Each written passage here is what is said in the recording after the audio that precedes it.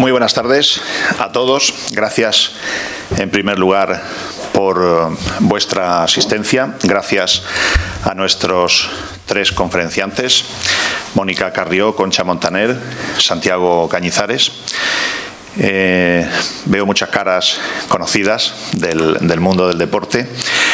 Saludo también a la Fundación Valencia Activa y a la Concejalía de Empleo y Emprendimiento, a su subdirector, Rafael Jimeno, que es con nosotros quien ha impulsado esta conferencia.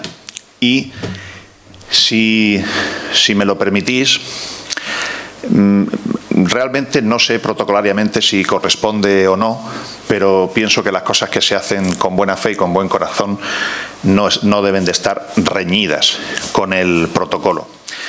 Si os parece bien, dado el momento tan difícil que estamos viviendo todos los valencianos, que yo creo que el destino ya estaría bien que nos diera un respiro, porque cuando no es por el fuego, que esta es tierra de fuego sin duda, cuando no es por el fuego es por el agua, nos estamos llevando unos disgustos y estamos viendo mucha gente afligida en estos momentos, ¿no? Entonces, creo que sería lo correcto, por lo menos, que durante unos segundos guardemos un respetuoso silencio en memoria de todas esas personas que no han tenido la suerte que nosotros de mantener la vida y que se la llevara, se la arrancara el agua cuando menos se lo esperaban, ¿no? También aprovecho, además, para tener un recuerdo para la madre de Santiago Cañizares, Mari Carmen Ruiz, que faltó el pasado martes y que, a pesar de ello, pues le tengo que dar las gracias, y todos se la tenemos que dar, especialmente también a Santi, porque ha mantenido, como siempre ha sido en su trayectoria, su palabra y ha mantenido su presencia aquí. Si os parece bien, guardamos 20 segundos de silencio y ya comenzamos.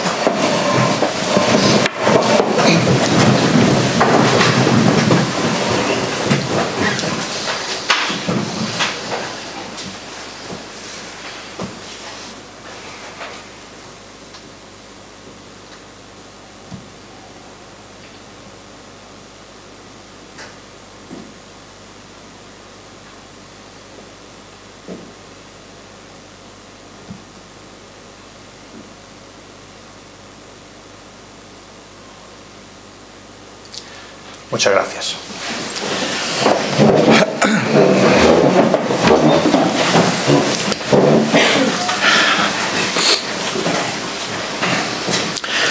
Bien, el objeto de la conferencia de esta tarde, que organiza el periódico deportivo digital Yo Soy Noticia, permitidme simplemente una pequeña introducción de qué es Yo Soy Noticia, porque no somos el diario AS, no somos el diario Marca, no somos el diario El Mundo, no somos el diario El País.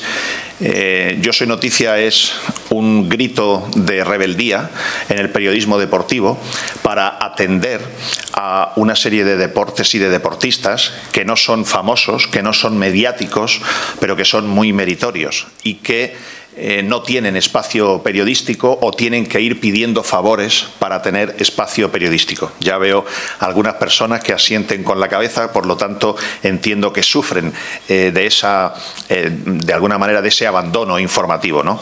Bueno, hace 10 años pensamos en crear un periódico deportivo digital diario desde la máxima humildad. Tengo que reconocer, yo como fundador, que sinceramente pensaba que esto duraría nada más que 2 o 3 años, porque los grandes sponsors, y más ahora que hay una cantidad de medios de comunicación enorme, yo pensaba que la tarta publicitaria se la llevarían los grandes medios de comunicación y que, por lo tanto, nosotros que vivimos de las aportaciones de las empresas privadas, de los sponsors privados, tendríamos dificultades porque terminarían yéndose a los grandes medios, a Marca, AS, etcétera. La sorpresa que nos hemos llevado es que no es así y que hay grandes marcas publicitarias, grandes marcas de ámbito nacional además, que también han dicho que quieren que exista este periódico deportivo para que se le dé visibilidad a una serie de deportes y de deportistas que no son, llamémosle, famosos. Ya vamos por 9 años, el año que viene vamos a cumplir el 10º aniversario. Y el periódico, como su nombre indica, en el propio nombre del periódico está la rebeldía, ¿no? Yo soy noticia. Es decir, cuando Concha Montanero, Mónica Carrió empezaran a hacer los deportes que luego les llevaron a tener grandes éxitos, como ahora voy a glosar rápidamente, no tendrían altavoz mediático y sin embargo ganarían un campeonato de España o ganarían un campeonato de Europa y no saldrían en los medios de comunicación y dirían, bueno, ¿qué pasa? Yo soy noticia y no salgo, ¿no? Bueno, esta es la función social que pretende cumplir Yo Soy Noticia y al margen de eso hacemos un evento anual en el que entregamos los premios a los mejores deportistas y son las federaciones deportivas las que nos proponen quién es su mejor club o su mejor deportista. Nos proponen 56 nominados y de los 56 nominados un equipo, un jurado independiente elige normalmente 6 premios que damos cada año en una gala que solemos hacer en el mes de mayo o junio de cada uno de los años. Y vamos a incorporar ahora el tratar, a mí siempre me guía el tratar de ser útil, igual que creo que somos útiles informando y dando visibilidad a deportes y a deportistas que de otra manera lo tendrían más difícil,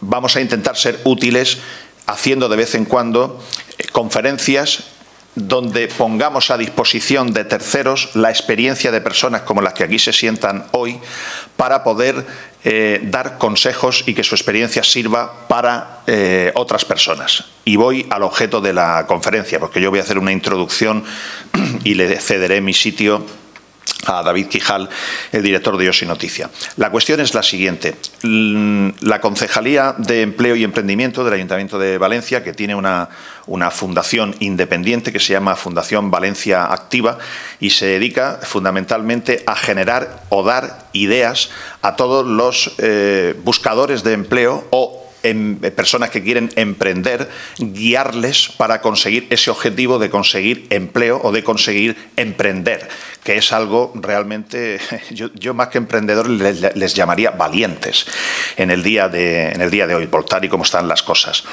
Entonces pensé que hay muchos deportistas, como los aquí presentes, que no todos son futbolistas famosos, que los futbolistas famosos que llegan a Primera División tienen unas posibilidades económicas mucho mayores, pero también cuando empiezan, y ahora lo contará Santi, tienen dificultades inesperadas. Ahora seguramente Santi compartirá con vosotros, permitidme que os tutee, compartirá con vosotros alguna anécdota, que ahora es anécdota, pero en su momento era una aflicción, más bien, ¿no? Entonces, ¿qué pasa cuando Concha Montanero, Mónica Carrió están compitiendo, entrenando para ganar campeonatos de España, de Europa, del mundo, medallas olímpicas, están en cierto modo sirviendo a la patria, sirviendo a su tierra, tratando de ganar medallas para que Valencia resalte en el panorama deportivo nacional, pero eso es muy sacrificado, porque cuanto más escalas, más entrenamiento tienes que hacer, más profesional tienes que ser, más tiempo le tienes que dedicar y entonces, ¿qué ocurre?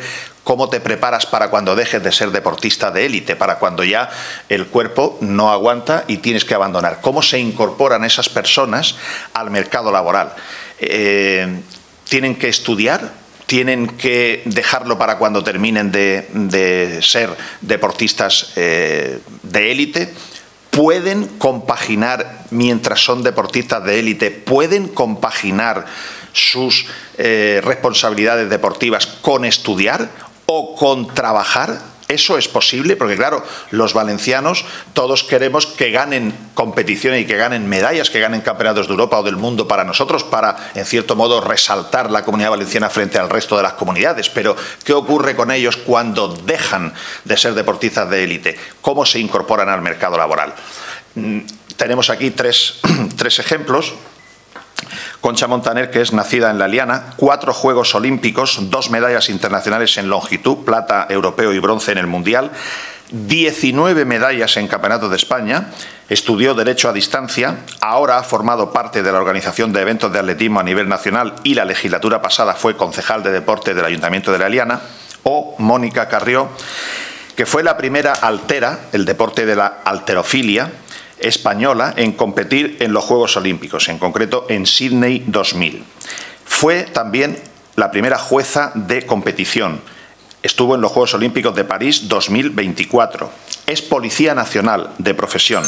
Le costó convencer a sus padres para practicar un deporte que al principio parecía de hombres. Antes de ser jueza, se puso a trabajar como monitora de musculación en un gimnasio. Y, como decía, fue la primera mujer en ser jueza en un campeonato del mundo. Y Santiago Cañizares, su currículum es más conocido porque es más mediático. Jugador profesional de fútbol, Real Madrid, Valencia Club de Fútbol, Celta de Vigo, jugador de la selección española, selección olímpica, ha sido el portero del Valencia.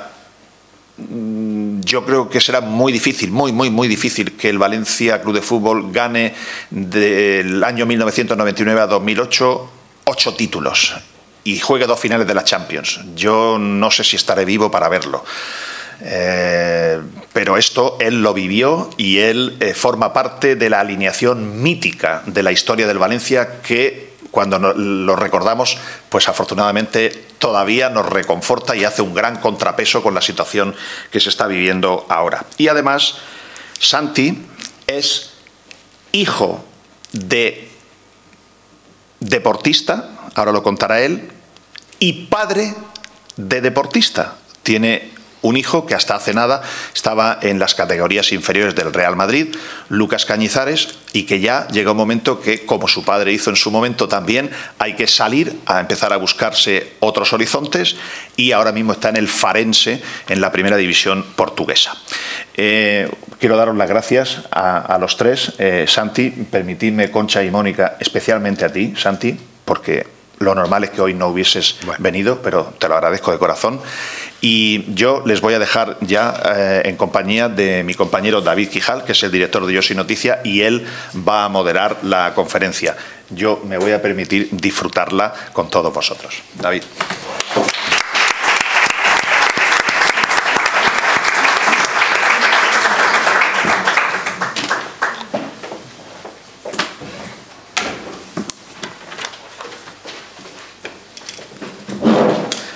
Bueno, lo primero, muchas gracias a todos por venir en un día que además complicado, ¿no? Sabemos que Valencia está un poco estos días colapsada a nivel de tráfico y el hecho que hayan hecho un esfuerzo para venir, pues de aquí lo agradecemos. También muchas gracias a los ponentes hoy de esta charla, de esta conferencia, por querer asistir y mostrar su experiencia a ustedes sobre un tema que nos preocupa. Porque nosotros hemos hablado muchas veces, diariamente, con deportistas que ostras, les es complicado en su día a día compaginar ya no solo trabajo, sino también estudios. Y en esa circunstancia, cuando Pedro nos planteó esta conferencia, decía, bueno, si hay gente, hay deportistas que están viajando por todo el mundo, por toda España, que les cuesta incluso poder estudiar, ¿en qué circunstancias acaban cuando termina esa carrera deportiva? ¿En qué circunstancias llegan? ¿Y qué se puede hacer para paliarlo? ¿Qué se puede hacer para que realmente cuando un deportista que ha estado tantos años dedicada al deporte, ofreciendo incluso éxitos a alguna valenciana o al país, que pueda tener un hueco en la sociedad laboralmente y ganarse la vida con otra cosa? Y de eso queríamos hablar hoy. Voy a ir preguntándoos un poco, sobre todo al principio, a nivel de la experiencia que tuvisteis al respecto, y empezando por Concha, porque también si no recuerdo mal, Concha, hace 6 años que te retiraste como atleta de élite, ¿no? Hasta en 4 Juegos Olímpicos. Te quiero preguntar por esa situación en la que después de tantos años, ahora nos dirás cuántos años fueron dedicado al deporte, después de tantos años dedicado al atletismo, lo dejas y ¿en qué situación te encuentras laboralmente en ese momento?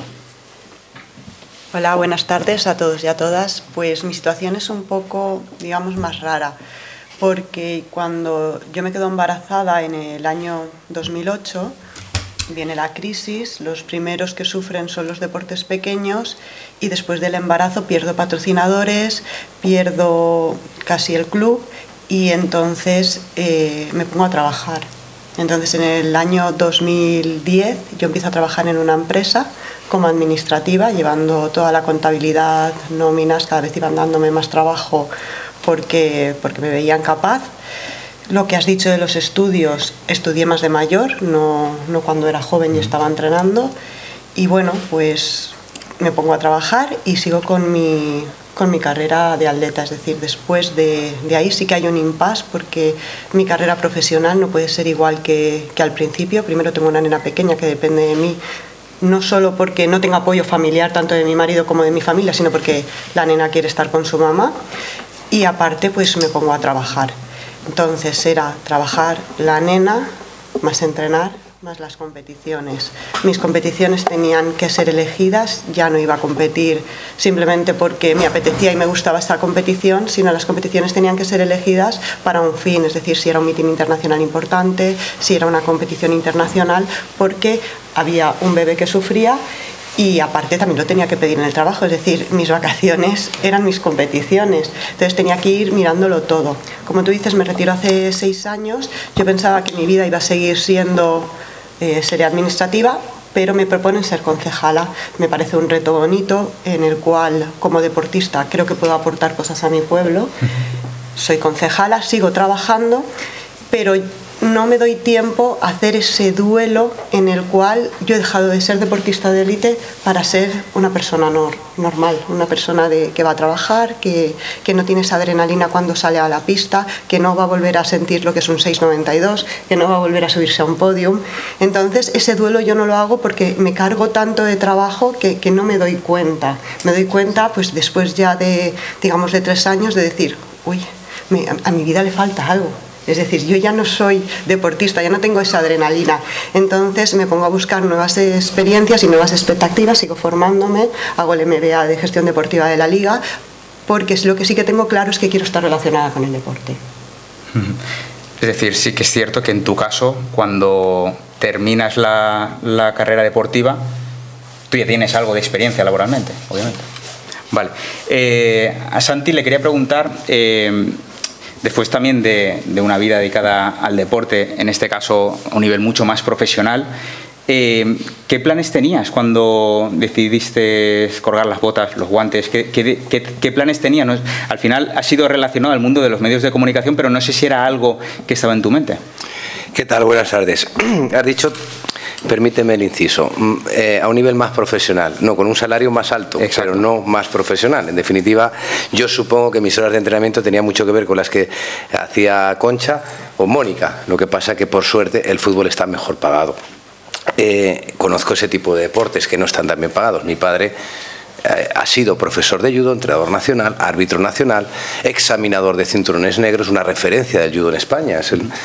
Y sin embargo, pues yo le he visto pues tener varios clubes de judo en toda la provincia de Ciudad Real, Puerto Llano, Ciudad Real, Manzanares, Valdepeñas, Moral de Calatrava, y tenía que trabajar también por la mañana para poder sacar adelante a la familia como funcionario del ayuntamiento, y además mi madre regentar una tienda. O sea, he conocido las dos situaciones en el deporte, que evidentemente necesita lo mejor de ti, toda la energía para practicarlo, para llegar a la élite, pero que no todos los deportes están igual de remunerados.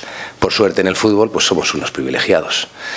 Hay otros deportes todavía más privilegiados, ¿no? Hablo de la Fórmula 1, hablo de la NBA o hablo de otras cosas, que da la sensación que solamente los futbolistas son los que ganan dinero, y realmente ganan dinero, pero si llegas a la élite. Los números que maneja mi hijo, por ejemplo, en Portugal, en un equipo de primera división ya, pues seguramente son muy parecidos a los que cualquier deportista español en otros aspectos. Es decir, el fútbol también te engaña. También hay un fútbol de élite y un fútbol que te da de comer. Que en los dos casos es satisfactorio, porque al final lo que estás haciendo es de tu vocación, tu profesión. Y oye, pues no te da para ahorrar mucho, pero te permite hacer lo que a ti te ha gustado, lo que te ha gustado desde niño. En el caso de la retirada también es un privilegio, porque te podrás imaginar si llevas 25 años o 20 años haciendo lo mismo que como dice Concha, pues claro, se vio de administrativa, se vio aquí, se vio allí, pero dice, pero a mí lo que me gusta es el deporte, y a mí lo que me gusta es ver una pista de atletismo, y ahora evidentemente no puedo saltar, creo que ha dicho 6,92, pero puedo de alguna forma aportar mi experiencia en una competición y puedo gestionar un club de atletismo, ¿no? Por ejemplo, o ayudar a gestionar un club de atletismo. Pues en el fútbol es exactamente lo mismo. Claro que uno piensa, bueno, cuando vives realmente tu carrera pensando qué va a ser de mí cuando me retire, ¿no? Tienes miedo a la retirada, a tener una lesión, a que esa retirada pueda ser además prematura o no esperada, porque dices, ¿y qué voy a hacer yo?, ¿no? En todos los casos es un golpe importante a nivel mental, a nivel físico, a todos los niveles, porque dejas de hacer una actividad que te requiere un 100% de energía, de esfuerzo y de complicidad y digamos, de entrega. Yo realmente sentía cuando estaba, que yo he tenido, pues mi primer matrimonio ha sido el fútbol, ¿no? Y realmente pues apenas tenía, yo disfrutaba cuando ganaba, me enfadaba cuando perdía, salía a cenar cuando ganaba y me metía a mi casa cuando perdía, o sea, vivía vinculado a lo que es el fútbol. Yo también he sido un privilegiado en la retirada, porque al ser de alguna forma un futbolista de élite, pues tenía muchos caminos abiertos. Podía haber sido entrenador de fútbol, de hecho hice el primer curso de entrenador y participé en una comisión para que los cursos de entrenadores para futbolistas fueran más accesibles, no tener que ir a la universidad durante un año. Luego yo gané esos derechos junto con un grupo de personas, pero sin embargo no lo hice. He hecho un curso de dirección deportiva, bien, vale, pues sobre todo porque quería saber de alguna forma el fútbol de hoy, de qué estaba tratando, ¿no? Porque los años pasan y ya no es el mismo fútbol que yo jugué. Pero en definitiva nunca me ha gustado trabajar para un club, ¿no? ¿Por qué? Pues porque en los clubes, desgraciadamente, y creo que en Valencia es obvio decirlo, pues hay gente caprichosa que son los que mandan y que muchas veces no tienen muy en cuenta las capacidades profesionales de los empleados que tienen. Entonces, pues no he querido ligarme nunca a ningún club y he encontrado, pues, de forma, no sé, sorprendente, afortunada o como lo quieras llamar, pues una salida en los medios de comunicación, donde siempre me he encontrado muy a gusto. Digo sorprendente porque me encontré a José Ramón de la Morena en su momento en un verano lejos de aquí, de España, y entonces ahí es donde nació una relación para trabajar en su programa, y a partir de ahí pues fui a la televisión y demás, y a día de hoy pues sigo trabajando en los medios de comunicación. He cambiado varias veces de medios, pero en definitiva sigo haciendo lo que me gusta, ¿no? En este caso es hablar, ¿no?, de fútbol. Y por supuesto que ya digo que soy un privilegiado porque he tenido la fortuna de ganar más dinero del que me he gastado, ¿no? También influyó mucho que en su momento pues mi padre, pese a que lo he contado antes, se dejó la vida con el judo, pues tuve que auxiliarle para pagar un crédito que se llevaba por delante la vivienda, la única vivienda que teníamos, y a su vez tuve que recibir dinero prestado de un entrenador, en ese momento Chechu Rojo, en paz descanse el hombre, en el Celta, ya jugando en primera división.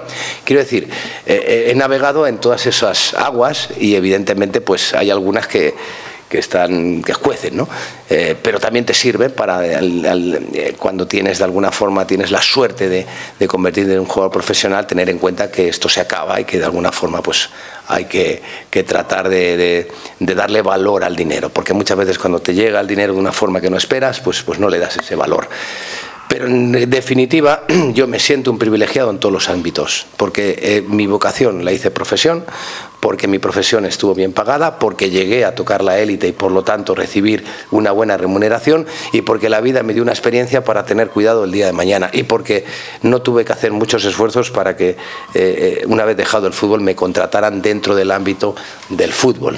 No se puede tener más privilegios, he tenido mala suerte en otras cosas en la vida, pero en el aspecto laboral es lo que puedo contar, pero muy agradecido también, y repito, a las experiencias negativas que te hacen formarte más incluso de lo que me he formado en algún curso o en cualquier situación. La experiencia que te dice, esto te lo voy a poner en el camino muchas veces para que cuando sean las cosas de otra forma sepas valorarla.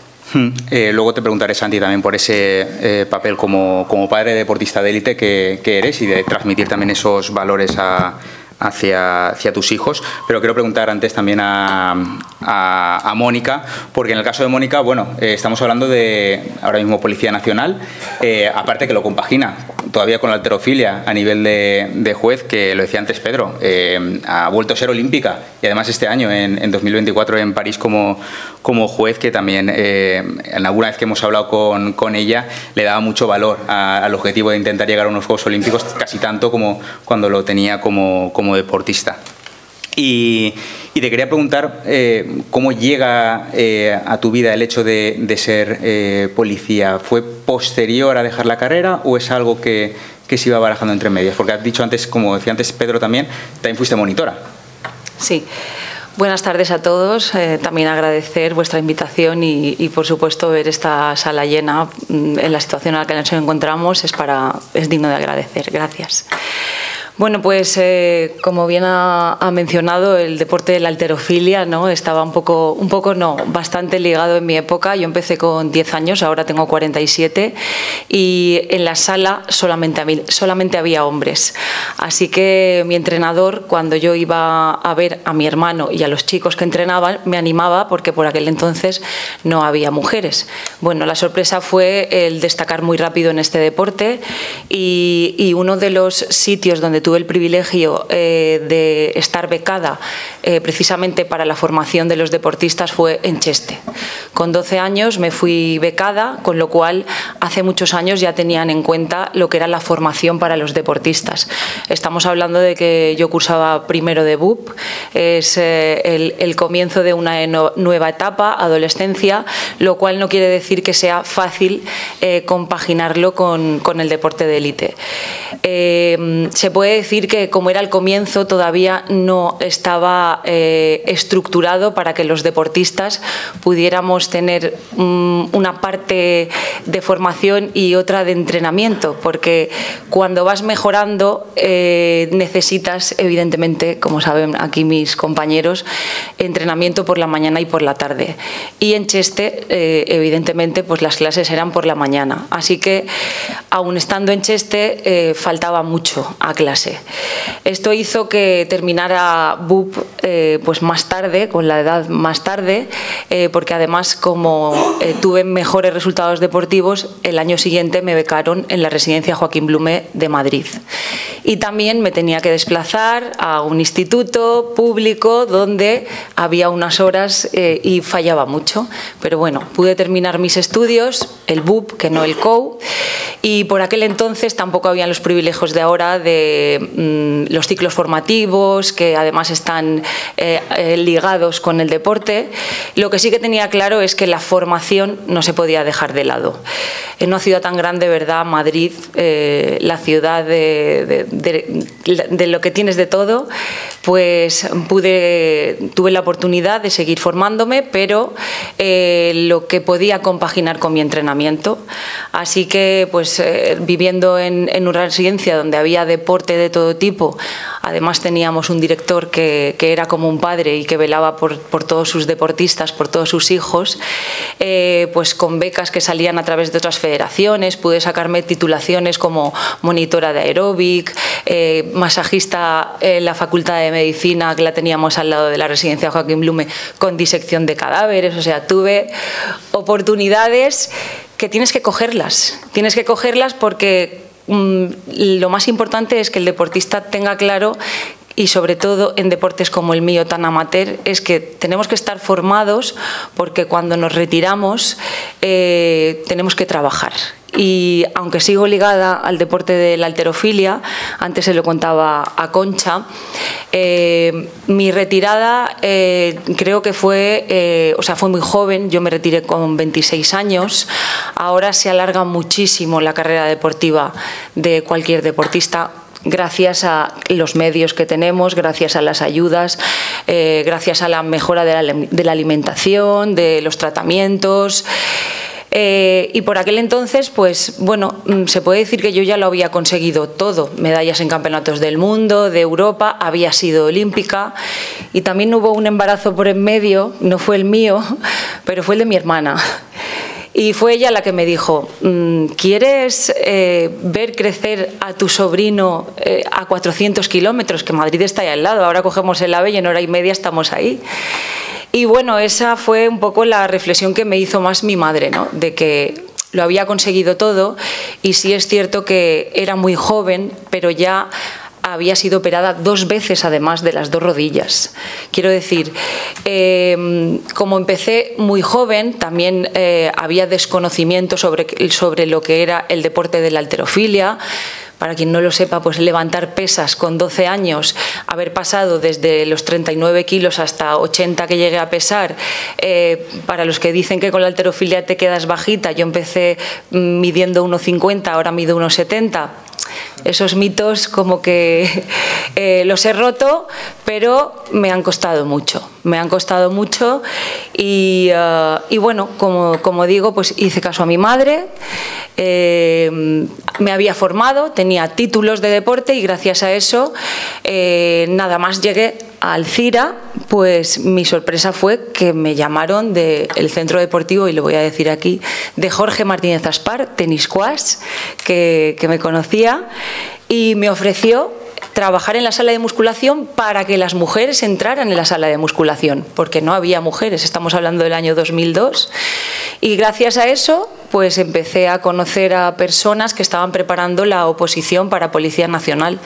Me permitió conocerme un poco mejor, saber que me gustaba la docencia, que me gustaba también el deporte por salud, porque yo tampoco sabía lo que era hacer deporte para tener una vida sana.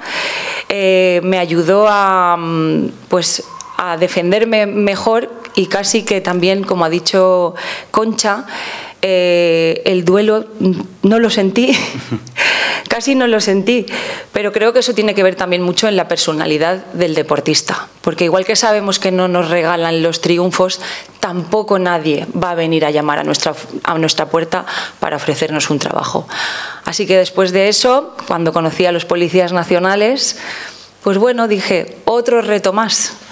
Voy a ponerme a correr, voy a ponerme a... Bueno, la prueba de la fuerza era yo la que tenía que motivar a las chicas que venían a preparar esa prueba, y para picarlas colgarme de la barra. Pero reconozco que la vida son retos, la vida son objetivos, y eso me dio tener un objetivo más. Y 17 años después no puedo estar más contenta de haber elegido esta profesión, en la que lamentablemente la semana pasada tuve que estar ahí a pie del cañón, dentro del barro, pero satisfecha de poder estar ayudando a todas las personas. Muchas gracias, Mónica. Luego también hablaremos de lo que te pudo ayudar también, ¿no? Y os puede ayudar también al resto a nivel laboral, el hecho de haber sido deportistas, ¿no? A nivel de sacrificio, de constancia, y de lo que creo que también es atractivo para las empresas, tener a un deportista de élite en sus filas. Pero hablaba Mónica del tema del centro de tecnificación de Cheste, por aquel entonces ya algunas ayudas o ideas que iban surgiendo de cara a preparar a los deportistas de cara al futuro.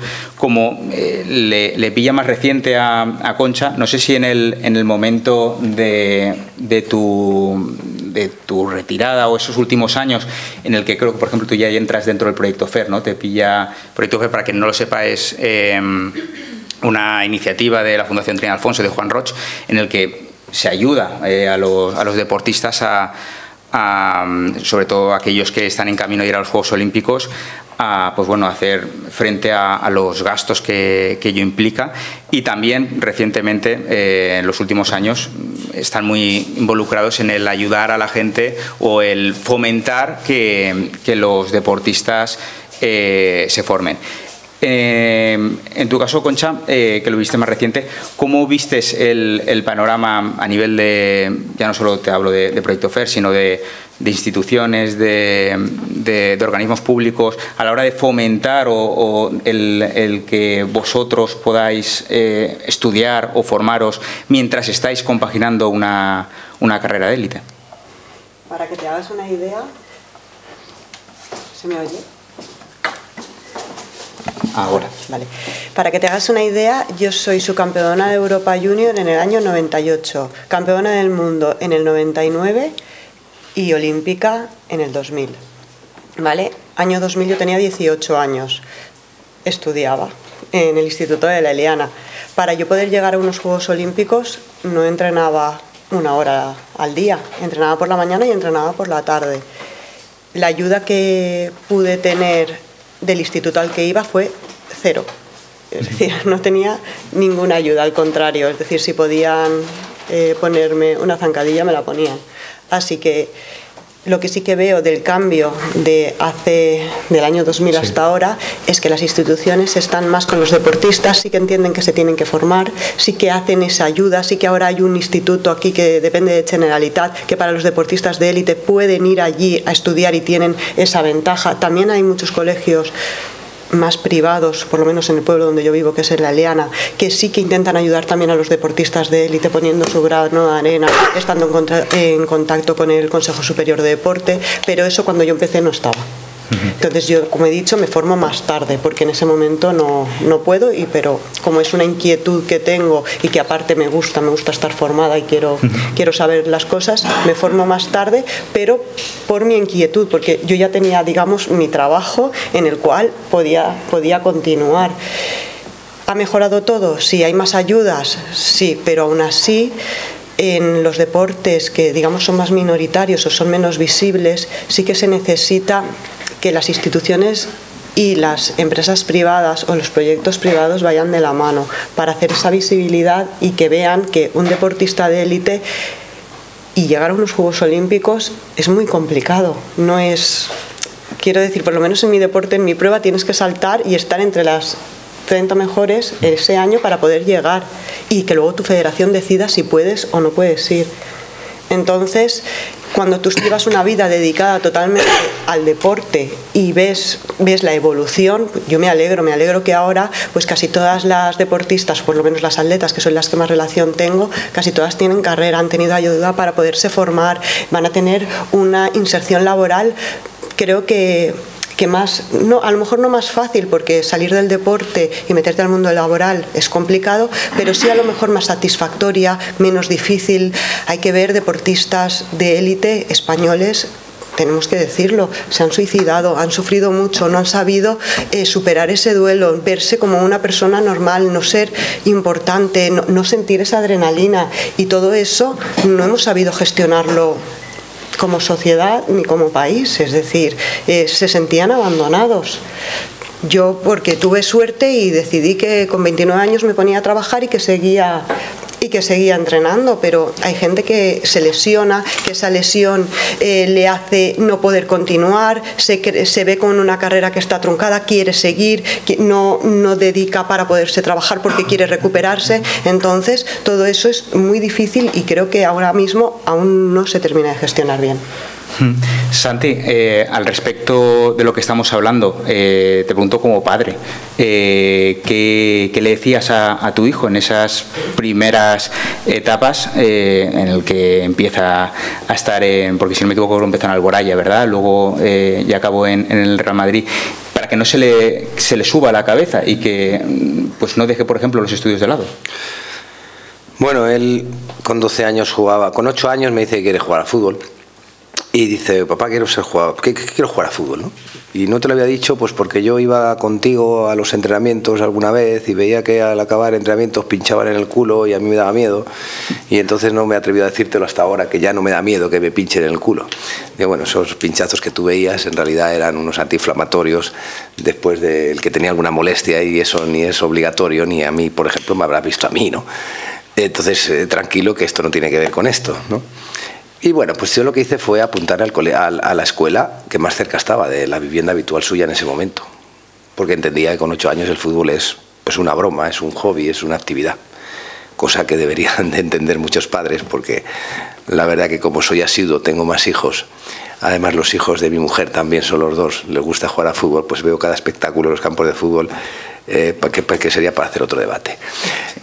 Con 12 años, bueno, pues me llaman del Real Madrid y lo quieren contratar, lo quieren llevar a Madrid. Yo se lo planteé, mira, te quiere fichar el Real Madrid, querías que te fichara el Valencia no me ha llamado, tienen todos mi teléfono, y el que te ha llamado es el Real Madrid. Esto implica pues que si quieres jugar en el Real Madrid, pues tienes que vivir a Madrid. Entonces lo que hice fue simplemente, un poco cuento la historia desde el principio. Vamos a hacer una cosa, no te hace falta que lo decidas hoy. Vámonos un día a Madrid, ahora que son fallas y no tienes colegio, y ves allí dónde vivirías, dónde entrenarías, qué harías, si te gusta. Pues luego en septiembre, cuando empiece el año futbolístico, pues quieren que estés. Y si no te gusta, no tienes por qué hacerlo, ¿no? Yo en ese sentido quise que la decisión la tomara él. Llegó allí y bueno, le gustó mucho más. Nada más entrar a Valdebebas, vio a Cristiano Ronaldo, con lo cual ya no hacía falta mirar más, ¿no? Dice, ¿qué está aquí Cristiano? Ya, pues que trabaja aquí, hijo. Que le pasan estas cosas, ¿no? Que es lógico encontrar. Entonces, a partir de ahí, pues claro, mientras ha sido juvenil, entrenaba por las tardes, podía ir al colegio por la mañana. Bueno, pues el club obviamente está pendiente de sus estudios, no puede conseguir que un niño que no tenga unas buenas notas antes de llegar allí a la escuela, luego sí que las tenga, porque el que no le gusta o el que no pone de su interés, pero al menos sí que no las baje, ¿no? Y en ese sentido, hasta los 18 años, bien. Pasa que luego das el salto al fútbol semiprofesional, ¿no? Que es pues, a jugar en un filial. Ese es el camino normal. Claro, ya los entrenamientos son por la mañana y hay que estudiar a distancia o hacer clases por la tarde. Es más complicado. Y te das cuenta además de que es muy difícil que tú llegues a ser jugador profesional si no utilizas absolutamente todos tus recursos físicos, toda tu energía. Si la tarde la utilizas en lugar para descansar, para recuperarte, para prepararte para el siguiente entrenamiento, ahí otros te van a pasar, ¿no? Te van a pasar porque ellos sí la utilizan. Entonces casi que te ves en la obligación, eso me pasó a mí, le ha pasado a él, decir, no tengo tiempo para estudiar. Tengo tiempo pues para leer, tengo tiempo para consultar, pero no tengo tiempo para tener un examen el viernes, no dormir el jueves y luego tener un partido el sábado. No me da la energía para eso. Entonces, bueno, pues a partir de ahí trato de estudiar a distancia y demás. Hasta este año, que ya con 22 años se ha marchado a Portugal, a jugar en Portugal, porque es lo lógico, juegas en un filial de un equipo y tienes que empezar a demostrar en otros equipos pues que realmente dónde está tu nivel. Y más cuando un portero que tiene una... Que hasta los 25 años pues prácticamente nadie quiere apostar por porteros jóvenes hasta ver realmente cuál es su formación y a partir de ahí pues sí, bien. Entonces yo los consejos que siempre les he dado pues es igual que al resto de mis hijos, en definitiva, o sea, ¿quieres jugar al fútbol? Juega. ¿Quieres jugar a otra cosa? Juega a otra cosa. ¿No quieres jugar al fútbol? No juegues. Y si quieres hacer alguna actividad, hazla, comprométete y no me hagas pagarla y que luego no la realices y punto. O sea, no por el hecho de jugar al fútbol he sido más exigente con él, no por el hecho de jugar al fútbol ha tenido algún privilegio en casa mientras ha vivido conmigo, simplemente porque entiendo que el deporte a temprana edad pues es una actividad, no es ni mucho menos una obligación. A día de hoy, pues estamos en otro proceso, estamos en el proceso, tienes que exigirte más, porque como ves, está muy difícil llegar a la élite. Nadie te dijo que iba a ser fácil y nadie dijo que darte cobertura a las quejas iba a suponer un avance. Por lo tanto, si no juegas, trabaja más. Si no estás en el equipo donde quieres, trabaja para que te fiche el equipo donde quieres. Si no te llega con tu salario, pues oye, pon más leña en la locomotora y que vaya más rápido. Por suerte el fútbol es un deporte que te lo permite. Es decir, mi padre, el hombre, hacía clases de judo, si podía aumentar sus ingresos a través de los niños que tenía, pero es que ya la sala estaba llena de niños y si le subías entonces 50 pesetas, porque eran pesetas, pues entonces ya se borraban la mitad, o sea, no había mucho margen de mejora, ¿no? El fútbol sí te da margen de mejora, bien. Pues oye, si luego logras ser futbolista, sobre todo ten en cuenta que el dinero que estás ganando en esta etapa, pues seguramente luego lo vayas a necesitar. Con el agravante que luego tendrás más tiempo libre, que gastarás más dinero, que tendrás más obligaciones, que además estarás acostumbrado a hacer una vida que seguramente si no hubieras ganado ese dinero no lo harías. En definitiva, seguramente luego, una vez que acabes tu carrera, vas a tener que seguir trabajando en algo que te siga motivando, si quieres de alguna forma pues tener una jubilación luego saludable, ¿no? Porque eso es al menos lo que me ha pasado a mí. Yo me retiré del fútbol, tenía 3 hijos, luego llegué a tener 7 y ahora tengo 9, porque mi mujer ha traído 2 hijos suyos a mi familia, que es lo mismo que si fueran mis hijos. Entonces, y sigo criando, aunque algunos de ellos ya viven fuera de España y ya han acabado sus carreras y demás, y esto y que el otro, pero dices, bueno, ¿qué hubiera pasado yo si me hubiera dejado de jugar a fútbol, ¿no? Yo me acuerdo que una vez pedí, porque luego pasa otra cosa, esto de, yo he contado todas las virtudes que tiene ser futbolista, pero luego te pasa otra cosa. Allí en la Iliana, de donde es Concha, yo vivía allí.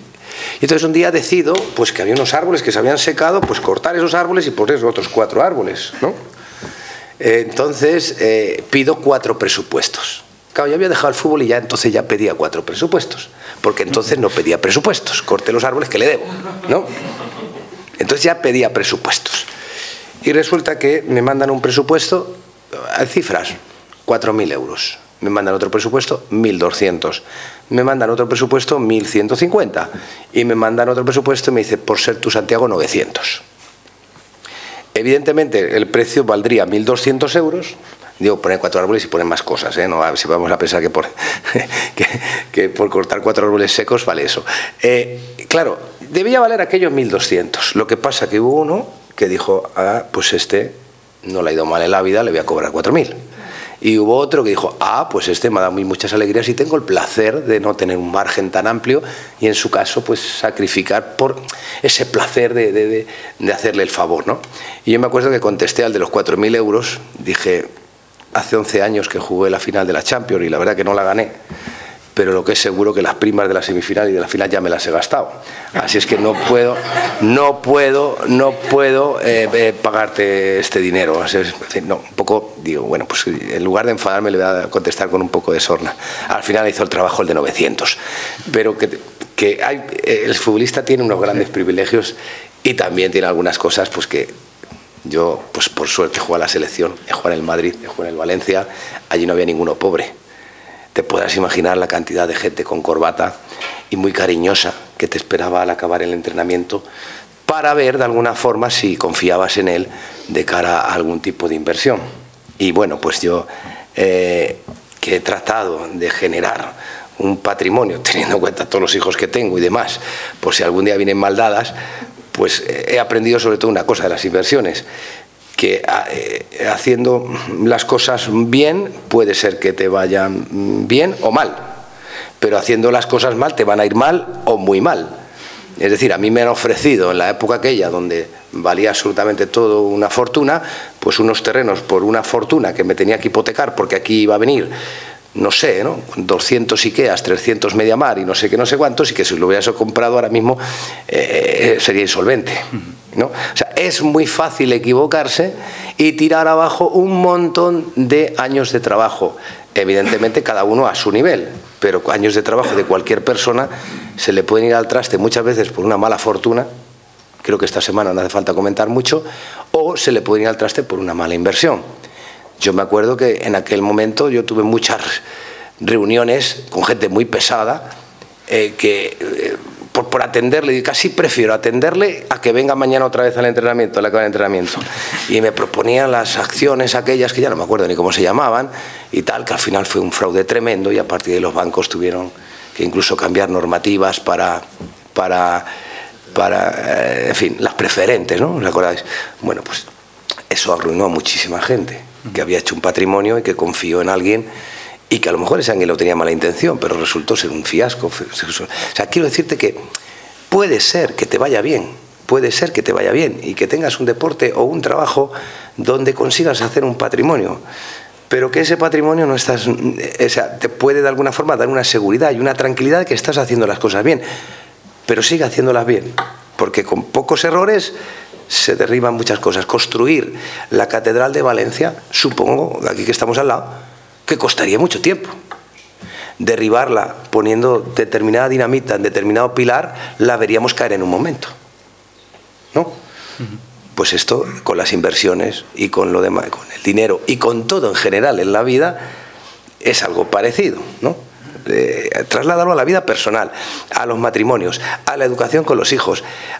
Muchas cosas bien hechas, puedes de alguna forma llegar a buenas, con una sola que hagas mal, probablemente se derriba absolutamente todo.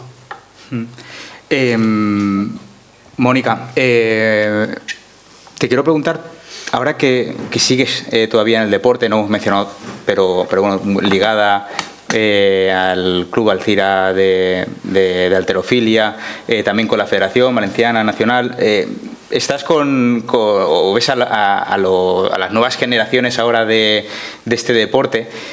¿Cómo los ves en este aspecto? Es decir, las futuras Lidia Valentín, por ejemplo, ¿pueden dedicar su vida al deporte y estar preparándose para un futuro?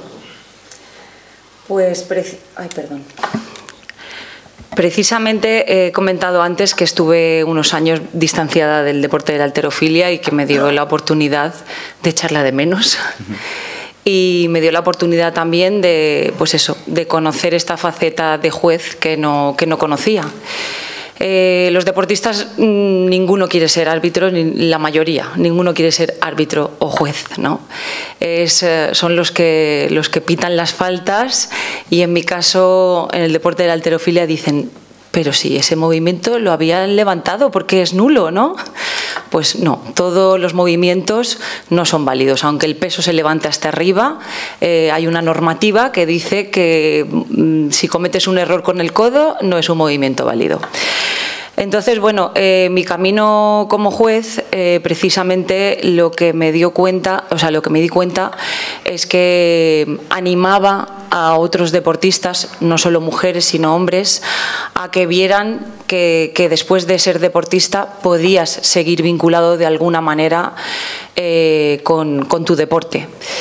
En mi caso, animo a todo el mundo a que se haga juez, pero claro, todo el mundo se piensa que como has sido internacional, que de repente ya eres juez internacional, y no, hay que empezar por lo bajito. Tienes que sacarte el título de entrenador, de juez regional, hacer un número determinado de competiciones y ascender a nacional, hacer otro número de competiciones y ascender a internacional. Por eso siempre digo que esta segunda Olimpiada me ha costado mucho más que cuando fui como deportista. Casi 24 años, desde la que fui hasta ahora. Y esto viene al hilo del seguir formándonos y el seguir vinculados con el deporte. Pero claro, el respaldo que yo he tenido para poder ir a esas competiciones es mi trabajo.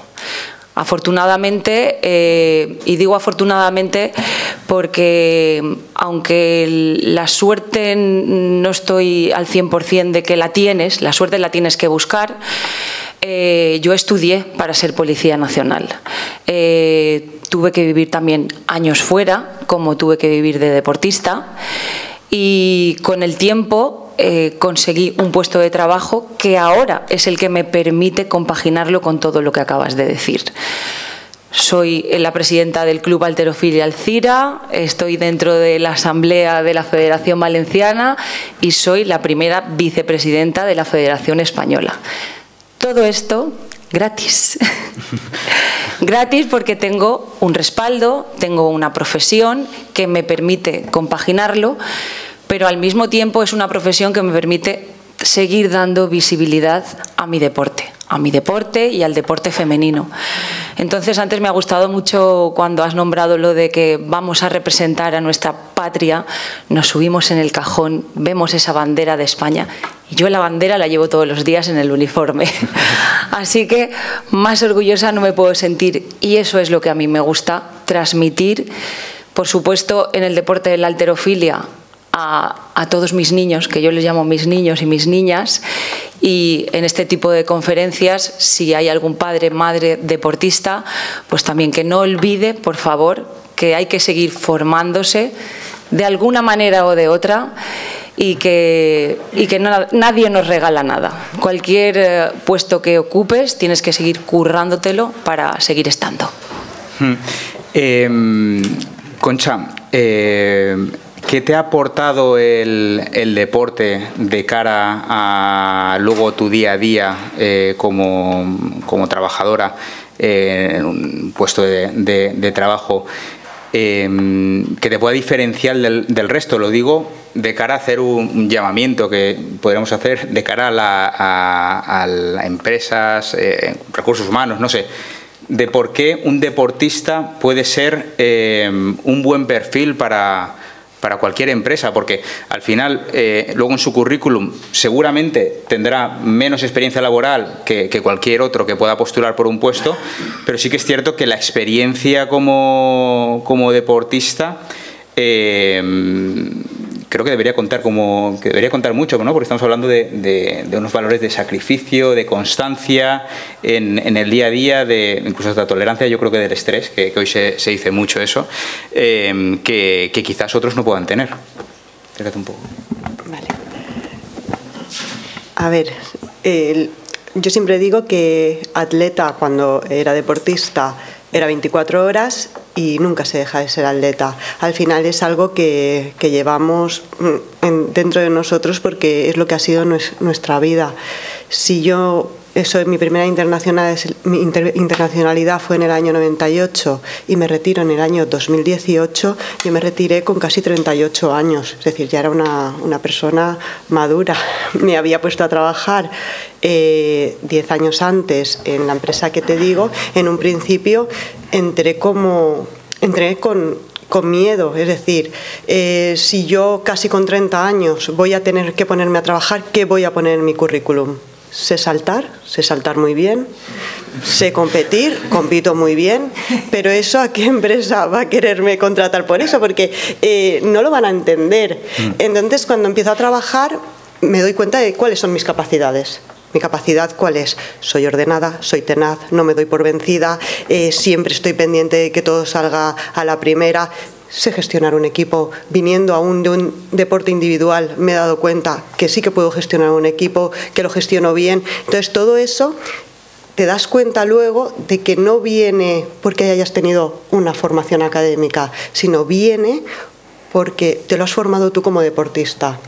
Cuando hicimos el MBA lo hicimos varios deportistas de élite, en los cuales estaba Eli Pinedo y Regino Hernández, también Raúl Entre Ríos y Mario Mola. Regino, que es medallista de bronce olímpico en deporte de invierno, decía que su miedo era que porque él es más joven, que es ponerse a trabajar, que si su formación a lo mejor no iba a abrirle puertas.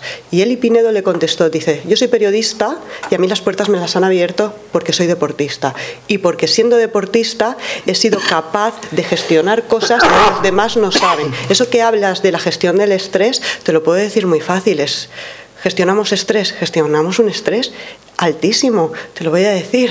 Me juego en 3 saltos pasar a una final de un mundial. Ya está, y llevo 2 nulos, me la juego en el tercero. Y tengo 20 centímetros, pero no puedo dejarme 40, porque no voy a saltar 6,80 si me dejo 40 centímetros. Entonces no voy a pasar a la final. Entonces toda esa gestión de 3, que es la bonita, porque es en la competición, esa tú ya la llevas, pero ¿y la gestión de entrenamientos frustrados, de no llegar, de no verte, de salir de un embarazo y volverte a poner a entrenar, de que tu cuerpo no responde, que tienes que bajar kilos, que aunque tu mente va por un lado, tus piernas van por otro, que parece que no sepas correr, que no sabes saltar, de llegar a la primera competición y tirarte a la piscina porque dices que sí, hombre, que cómo no voy a saber saltar yo, cómo no voy a poder saltar y saltar más de 6 metros. Llegar a una competición y venir una niña de 20 años y saltar y ponerme contra las cuerdas y decir, pues nada, tengo que sacar y tengo que saltar más, aunque mi cuerpo no estaba para saltar. Entonces todo eso lo vas gestionando porque estás ahí dentro y porque al final eres un deportista, digamos en este momento, de garra y que quieres ganar porque tu objetivo es volver a la élite, volver a ser la mejor y volver a llegar a los Juegos Olímpicos. Eso, ponerlo en un currículum, pues sí, ahora por lo menos los currículums te dicen cuál es tu experiencia y entonces también puedes aportar cuál es tu experiencia. Entonces, en la experiencia como deportista puedes decir todo lo que te estoy contando. Pero, por ejemplo, en el año 2009, cuando yo me pongo a trabajar, mi miedo era ese, decir, ¿qué pongo en el currículum? Santi, si uno de esos hombres de corbata que te esperaba te hubiera dicho de crear una empresa, hubieras aceptado, ¿habrías contratado un deportista de élite para esa empresa? Yo no soy de contratar porque no soy de mandar y no soy de tener a nadie a mi cargo. Sinceramente no valgo para eso. Yo fui capitán del Valencia, por ejemplo, Y tuve dos alegrías. Una cuando me eligieron como capitán, porque dices, joder, qué bonito. Y otra cuando me dijeron, no, va a ser otro. ¿Por qué? Porque yo me cargaba de responsabilidad y en fin, no sé, o sea, puedo trasladar un liderazgo desde mi actitud, al que lo vea y diga, pues me gusta eso que está haciendo, ¿no? Pero no soy capaz de trasladar un liderazgo al resto del componente del equipo. Me di cuenta que no era así. Ahora bien, si un poco a la pregunta que le hacías a Concha, más o menos, claro que contrataría un deportista de élite. Primero, porque un deportista de élite creo que sabe lo que saben los demás. Que nada digo los demás porque parece que solamente lo sabe un deportista de élite. Nada se consigue sin esfuerzo. Yo creo que los que estamos aquí, los que han querido a lo mejor llegar también a la élite y no han podido, o los que han estado en la élite, todos tienen la sensación de que nadie les ha regalado nada. Porque claro, a mí me pueden regalar la portería del Valencia, pero hay que ponerse allí delante de 40.000 personas. ¿Y entonces qué pasa? Tú puedes llegar a una Olimpiada y decir, mira, pues me han llevado a la Olimpiada, ¿no? No sabemos por qué, muy bien, pero me han regalado y estar en una Olimpiada ya, pero que la Olimpiada empieza mañana. ¿Y ahora qué hacemos, no? Entonces, nada se consigue sin esfuerzo, y cuando estamos hablando de un esfuerzo a nivel mental y también a nivel físico, estamos hablando de una persona de alguna forma que está formada en ese esfuerzo, está formada en eso, y en la disciplina. Antes decía Mónica, no sé qué del codo de levantar, que yo he hecho así, me he recogido un poco, encima, como es policía, más aún. Entonces, dices disciplina. Tú no puedes decir al árbitro que es lo que te apetece. Tú no puedes hacer lo que te dé la gana. Tú cuando hables en una rueda de prensa te llevas el escudo de un equipo de fútbol. Tú cuando vayas a una discoteca no te puedes beber más de 2 copas. Y si te las bebes, que no te vean. Tienes una disciplina. Tú tienes que comer determinadas cosas. Tú tienes que descansar determinadas horas. Evidentemente esa disciplina hay veces que te la saltas porque es imposible siempre, todos los días y toda la vida, ¿no?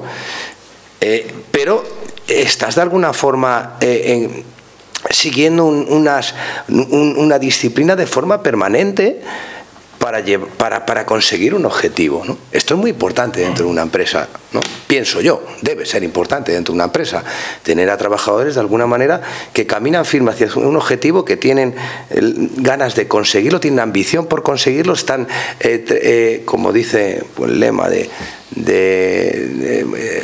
la Fundación Trinidad Alfonso y demás, oye, la cultura del esfuerzo, creo que es un lema precioso, la cultura del esfuerzo. Tú esfuérzate y a lo mejor llegas. Si no te esfuerzas no vas a llegar. Y al mismo tiempo, dentro de determinados parámetros que no te lo puedes saltar y a los que no puedes fallar, porque entonces se te va todo el trabajo por fuera. Claro que contrataría personal que viene del deporte, entre otras cosas también porque es personal saludable también. Vamos a ver, si una de las cosas que a mí me gustan de que mis hijos o que los niños hagan deporte es porque están alejados de otras situaciones seguramente más conflictivas, ¿no? Yo me acuerdo que cuando mi padre me dejó en Madrid con 16 años, igual que yo dejé a mi hijo con 12 años, ni mi padre ni yo pensábamos que podían ni él ni yo ser jugadores profesionales. Pero lo que sí sabíamos es que pues íbamos a estar lejos de las drogas, íbamos a estar lejos del alcohol, íbamos a estar lejos de las pandillas, lejos de la delincuencia. Y sí, hay algún futbolista que me vas a decir, mira, aquel no consiguió el fútbol. Pero por cada futbolista, de alguna forma que veamos que se ha metido en algún lío, tenemos a otros tantos que dicen, a mí el fútbol me salvó la vida, más allá de por lo que yo conseguí y demás, porque me llevó hacia una disciplina de vida saludable. Y de alguna forma de ahí no me podía mover. Hablo del fútbol porque es pero supongo que en otros deportes es exactamente lo mismo. Eso para mí es una de las importantes, de los valores importantes que tiene el deporte en los niños, que no hace falta pedirles un éxito, pero sí de alguna forma alejarlos un poco de la tablet y del móvil, ¿no? Que no les viene mal. Yo no tendría ninguna duda.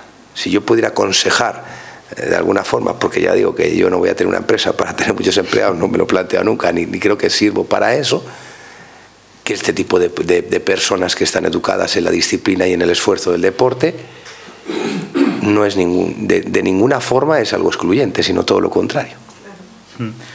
Mónica, a ti creo que lo hemos comentado en alguna entrevista que hemos tenido contigo. Yo te he escuchado, o si no lo hemos tenido ha sido con otro medio de comunicación que no recuerdo ahora, pero te he escuchado decir que a ti tu vida de deportista te ayudó para ser policía nacional. ¿Cómo es eso? Es decir, yo entiendo por esta reflexión que en esto que estamos hablando también de la constancia del día a día, de la paciencia de cara a sacarse una oposición, también influye mucho. Sí, fue la entrevista esa que me hiciste, creo que el año pasado. Por ahí va la cosa. Pues bueno, soy policía nacional, pero soy delegada de participación ciudadana. ¿Eso qué es? Pues yo trabajo en la prevención y precisamente trabajo en la prevención en centros educativos, con personas mayores, con colectivos ciudadanos. Y me permiten, a través de esta profesión, fomentar el deporte de la halterofilia, porque las charlas que les imparto a los menores de edad, precisamente porque mientras están haciendo deporte, no están haciendo otra cosa, pues por eso me dejan fomentar el deporte también, aparte de hablar de las drogas y el alcohol, la violencia de género, el mal uso de Internet y las redes sociales. En eso consiste mi trabajo, en la prevención desde la base y al colectivo ciudadanos en general. Así que otra de las cosas que también animo a todos los adolescentes es algo que me hubiera gustado recibir a mí.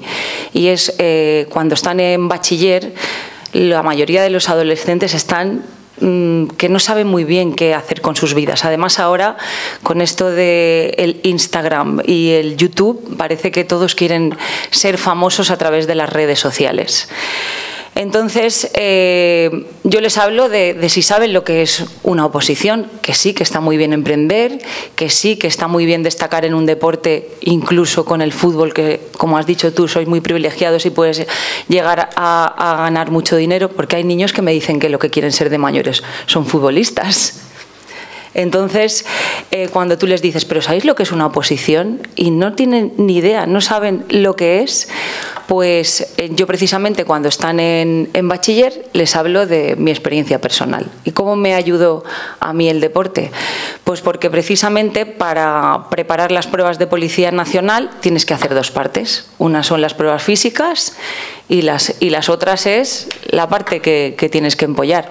Lo primero que tienes que cumplir son unos requisitos. Se los explico muy bien cuáles son, que tienes que tener bachiller, tienes que ser español, tienes que tener 18 años, el carnet de conducir, y una vez cumples esos requisitos, pues tienes que currártelo por las dos partes. Tienes que estudiar y tienes que entrenar.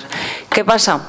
Que yo ya tenía pues esa parte de entrenamiento, pero no tenía, o sea, yo levantaba pesas, no corría, ni pasaba un circuito, con lo cual a mí, o sea, ¿en qué me ayudó? Pues que yo tenía esa capacidad, como habéis dicho los dos, de esfuerzo, de sacrificio, el tener un objetivo claro, y de lo que estaba segura es que tenía aptitudes que podía pasar esas pruebas físicas. Y a la hora de contratar a un deportista de élite, no solo la Policía Nacional, bueno, creo que habéis visto todos la iniciativa que ha tenido después de las Olimpiadas y de que dos... Sí, lo que se va... No sé si ya está vigente, pero bueno, la intención que hay es reservar 50 plazas para el Ejército para deportistas de élite y de esta forma facilitar lo que estamos hablando hoy, la inserción laboral para los deportistas. Exacto.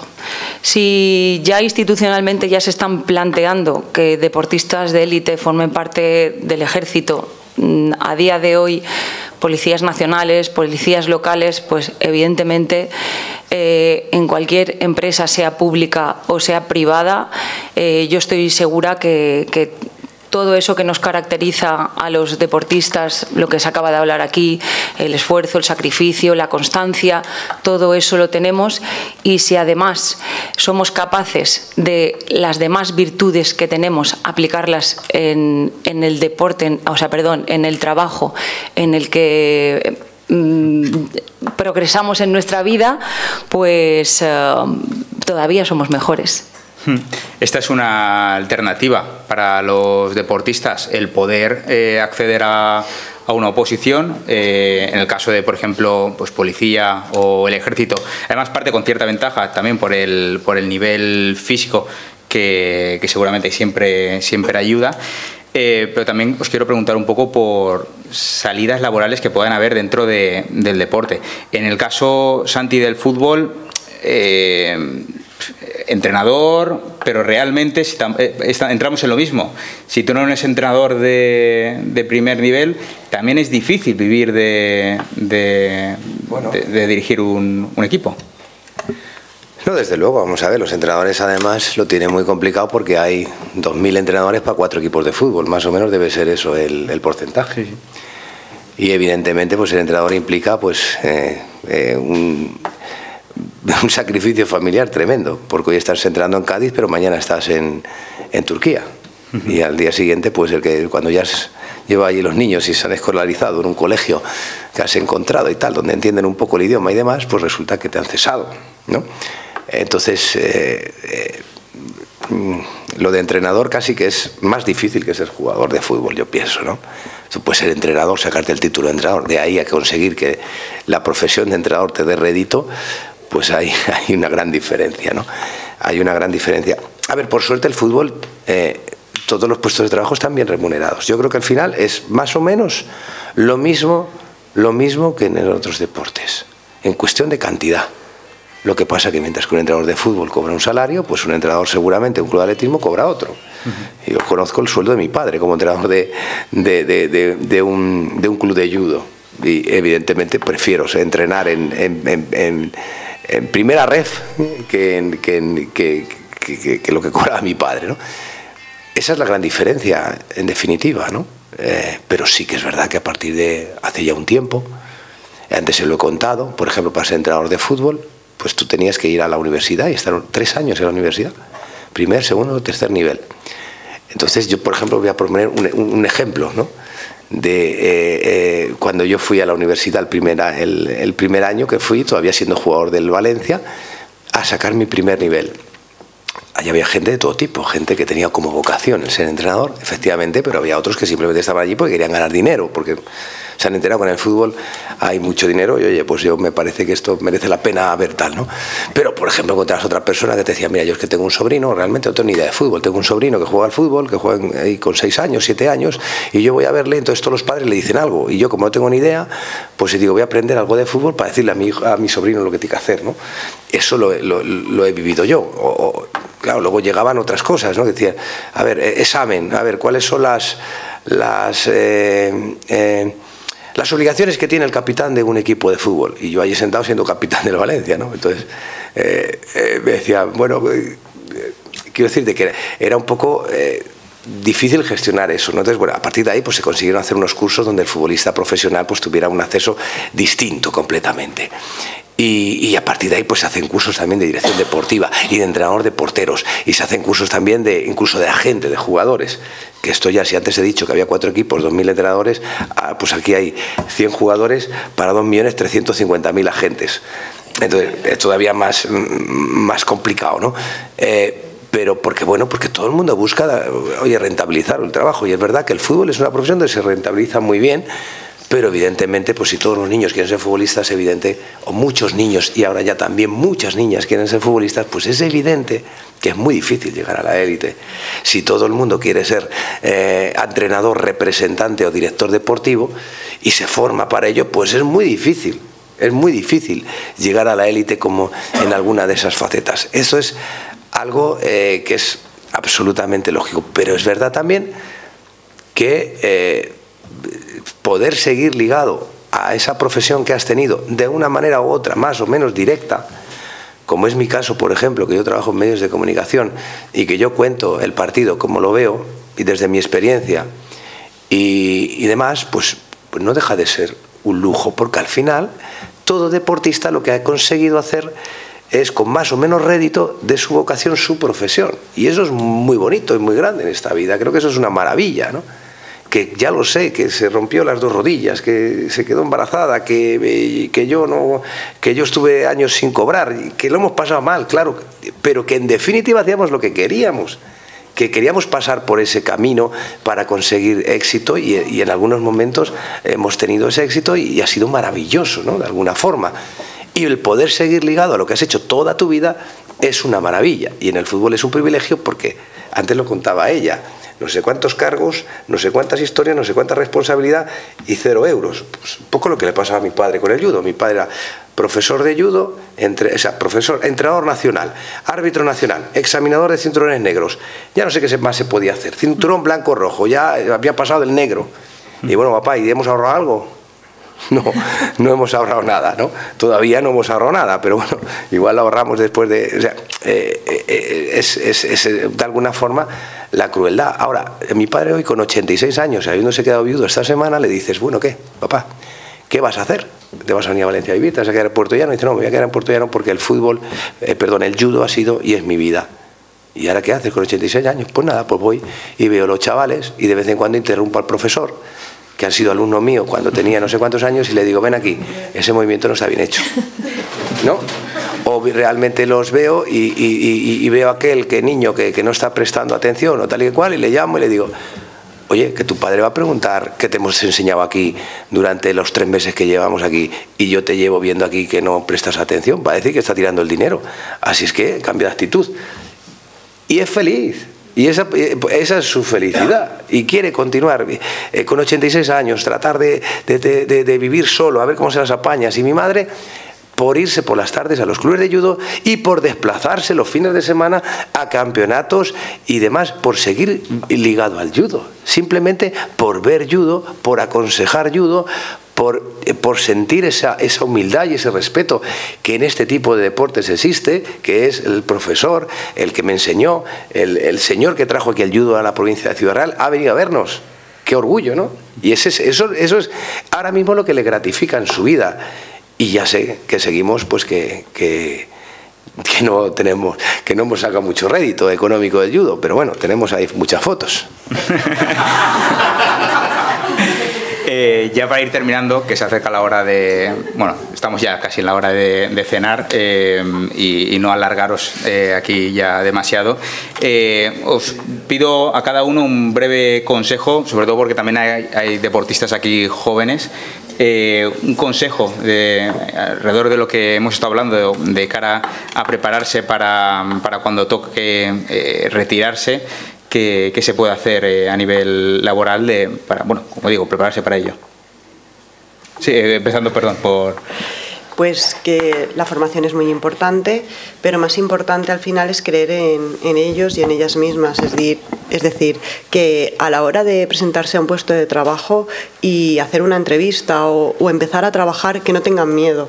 Es decir, que cuando tú te pongas a trabajar, cree en lo que vas a hacer, porque al final todo te lo van a ir enseñando y con toda la experiencia que tú tienes como deportista lo sacarás adelante. Santi. Yo creo que lo que hay que tratar es de ser feliz. Y a partir de ahí, cada uno de alguna forma, pues que es bastante sencillo encontrar cuáles son los caminos correctos y los incorrectos. Si nos paramos a reflexionar, todos sabemos dónde está de alguna forma lo correcto y lo incorrecto. Entonces creo que no sé si nadie, pero no merece la pena dar un consejo en general y sí tratar de ser feliz cada día con lo que estamos haciendo. Mónica. Me he quedado un poco así porque iba a decir algo y ya con las palabras de Santi me deja un poco así.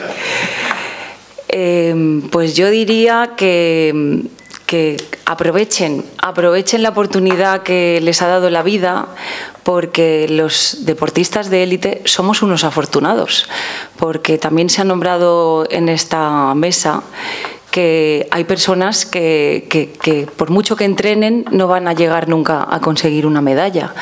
Entonces tienes que aprovechar la oportunidad que te da la vida de que destacas, de que tienes aptitud para ese elemento que has encontrado, sea futbolista, sea atletismo, sea altera, pero sobre todo que de lo que te rodeas te haga feliz. Bueno, pido que suba Pedro para despedir el acto. Por mi parte, muchas gracias por la asistencia y por vuestra atención.